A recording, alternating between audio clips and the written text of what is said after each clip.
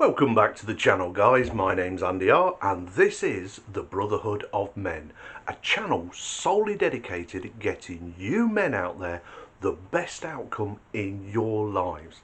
And how do I do that? Well, first of all, obviously I make these videos. I share information that hopefully will make it so that you guys out there can make better decisions in your life. I've said it many times and in many videos. We aren't going to live long enough to make all of the mistakes ourselves, so maybe it'd be a good idea to learn from the mistakes others make. And in this instant, because this is the Brotherhood of Men, it's mistakes other men make on our behalf so that we don't have to make them. And today, this video, I want to talk about, well, the subject is suggested by a comment. So I'm going to read the comment, and actually this time it was suggested by a woman, and her name was Joanne Burke. So hello, Joanne Burke. Now her comment was, so please comment on adopted children. Now this was on a video I did about walking away from single mothers, and it got plenty of good views for such a small channel as this. I've got a feeling, Joanne, that you're not being entirely forthwith. I think you're trying to play that role that a lot of women do. And if I got this wrong, excuse me, if I got this wrong and it's a genuine question, you know, from the heart, you really wanted my opinion on adopted children, I will absolutely answer that, but I've got a feeling that you were doing what a lot of women do, and that is avoiding responsibility. You don't want to have to be held accountable for the fact that you're a single mother. Now, I'm not assuming that you are a single mother. I'm assuming that you have tried to look for the loophole in my argument. And the loophole you think you found is, well, what if a woman is a single mother because she adopted a child? Okay, let's go down that little rabbit hole, shall we? Let's unpack that. First of all, I'm going to give the benefit of the doubt here that it's the best possible scenario we could possibly have for this situation. For instance, she's single, she's not in a relationship, she has a sister or brother who they die horribly in a car crash. I don't know why I said horribly, they could have just died. But no, they had to die horribly. They died horribly in a car crash, leaving behind a baby. There is nobody else in the family that can look after this baby but you, the sister. The best possible scenario for you being a single mother. Okay, I'm giving that to you. So let's work from that assumption. Because, you know, your parents are no longer alive, so they couldn't take the baby in. There is no other living relative, aunts and uncles. No, it was down to you, the sister, who's single, who has to take that baby in and look after it. Sounds like a Hollywood story, doesn't it? And these things do happen in real life. Extremely rarely. And I'm talking 1 in a billion that this happens. It's extremely rare that this happens. Some other family member usually will take the children in, or I know this because it's happened in my life myself, because not personally in my life, I mean it's happened that's proliferally touched my life. When I was a child, about 12, I think I was 10 or 11, 12, somewhere around there, the owners of our local hardware store died in a car crash, leaving 2 children behind, and it was his brother who took those children in. So as I say, and carried on going to our school, and I must admit it was a terrible thing to happen to them. Even at such a young age, I could see how bad that would be for a child, because they were devastated. They were off to school for quite some time, and when they came back, they were never the same kids. They just horribly lost their parents. Anyway, so I'm giving you this benefit of the doubt that you have taken in a child because there was nobody else available, so you've had to take in the child and adopt it as your own. It's a baby, so everything's working for you. The child barely knows its own parents because it's a baby and will forget them and therefore bond with you, calling you mummy. So now this is your scenario. And I think this is what you were trying to find the loophole with. You were trying to find a get out of jail free card, because women are brilliant at doing that. They very rarely want to take responsibility for their actions or be held accountable for the actions they've taken. They always want to be the one that's either a victim or they come out on top in any scenario. And in a previous video I spoke about this, saying that women like to tell great stories to each other and to themselves. So I'm giving you the premise, the starting point, the best scenario it could possibly be. You've been forced almost to adopt a child, or it would have to go into the care system, and it was your brother or sister's child and you loved them and you didn't want this child to, you were going to save this child. So in this story you are the saviour. Brilliant, excellent. That changes nothing. All of that said, all of the beautiful altruistic thing that you did, you know, looking after your niece or nephew and adopting and all the rest of it, changes nothing. You are now a single mother.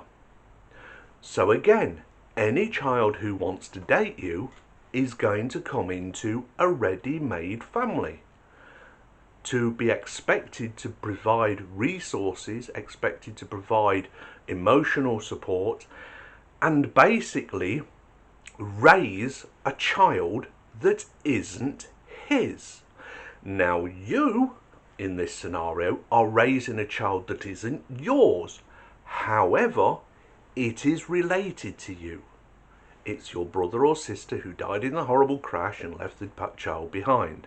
So you're raising this child. Now, if we take all of that away, I'm no longer giving you the best scenario that you did this wonderful thing for your dead brother, sister, whichever, and brought this child into your home to give it a loving home because it was a relationship with your nephew or niece, and you know it was the right thing to do and there was nobody else available, and it was saving this child from going into the care system. All of that being the best scenario. Let's take that out. Let's give another scenario. Let's say that you're not related to this child and you just decided off the bat, unilaterally, to adopt a child. You wanted to have a child, but you didn't want to go through the pain of childbirth, be a baby mama. You haven't a partner, you haven't settled down, and you've decided that you want to adopt a child. It's only recently, in recent memory, in other words in the last couple or so decades, that the adoption courts have allowed single parents to adopt a child. And they did that because there weren't enough couples available and around to adopt as many children as there were that had been put up for adoption. It's the same with same-sex couples adopting a child. It's only recently that same-sex couples have been legally allowed to adopt a child. We don't know what the outcome is of same-sex couples adopting a child and raising it to adulthood because it hasn't gone on long enough and we haven't got enough data. The data we do have always points in the same direction, and that is a stable house, or home should I say, of both a mother and father raising a child is the best start and outcome of that child's life for centuries. It's gone on. We have enough data, it's been tabulated, it's been collated, it's been put together, and the results are always the same. Psychologically and health-wise, a child that's brought up into a two-parent household, and also, this is another important point, this spreads across the whole social spectrum. So it doesn't matter if you were born in a poor country or in a rich country. It doesn't matter if you were born into a poor household in Western country, or a rich household in a Western country, or a poor household in... Across the board, the best outcome for children is to be in a two-parent household, mother and father, and a stable relationship. Now, there are variables in that. So if you're born into a rich family, you're more likely to get an even better outcome. But all of them, and then if you were born into a poor family, obviously, but the poor family child that's born into a house that's stable and has got the two parents, a mother and father, is going to get a better outcome than a richer child that was born to or has been raised by a single parent. And I say single parent because it doesn't matter man or woman.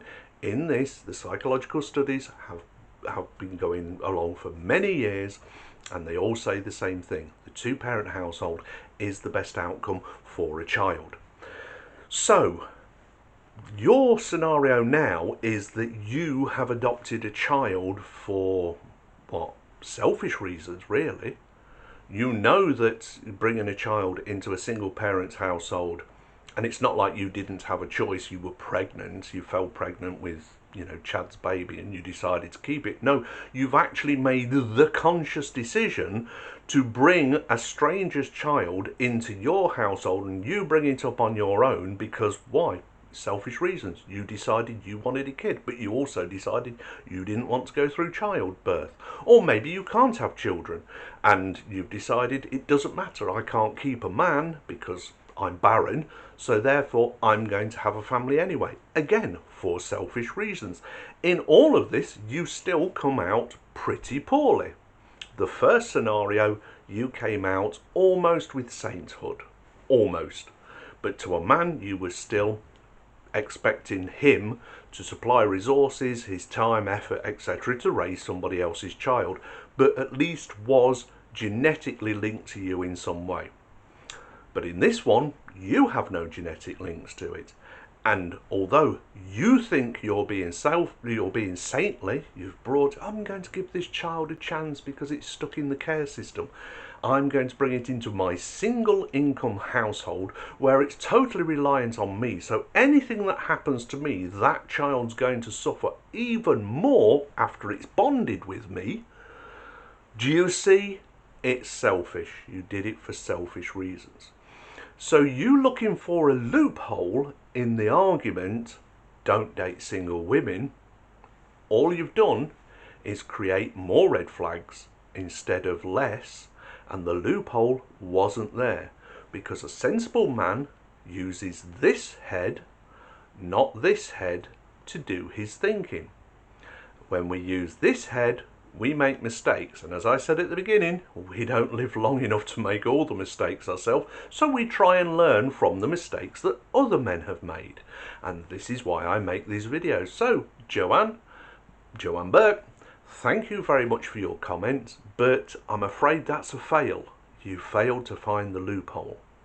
Now, if it was a genuine question about adopting children, well, that's a whole different story. It's a whole different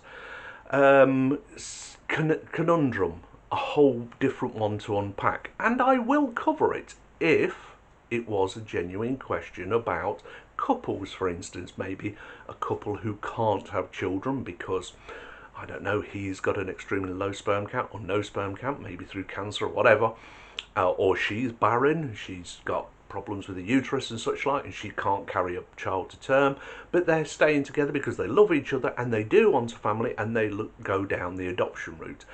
If that's the question you're asking and you'd like me to make a video of that, I might just do that.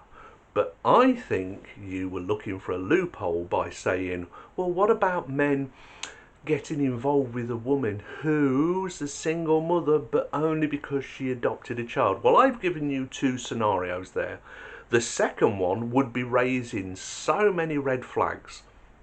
It would be like a marshal at a race meeting trying to stop the race. That's how many red flags would be flying, because I'd be asking the first question of, what the heck were you doing when you know that the best outcome for any child is to be in a two-parent household? you've decided to do this all on your own because, oh, you're a strong, independent woman. No, you're selfish, because you've already you've sentenced a child to having the worst start to his life by being a single parent. And that child is nothing to do with you. Maybe you'll change your mind. What's to stop you from giving your child up for adoption? That has happened. Anyway, my name's Andy R. I hope you guys got something from this video, and if nothing else, into the mindset of women who constantly want to avoid responsibility and consequences and are always looking for loopholes to any argument that they can't actually stand and argue that point. That's what happened here. Couldn't argue the point I made, so looked for a loophole. All the while telling the story that, yeah, I've got one over on him. What's he going to say about that? Well, this is what I said about it. You guys, you take care of yourself, because if you don't, who will? Well, I might, just a little bit, by giving you great information that will keep you safe. But you need to take care of yourself. I'm going for a cup of tea because, well, I think I've earned one. I'll talk to you guys soon. Bye now.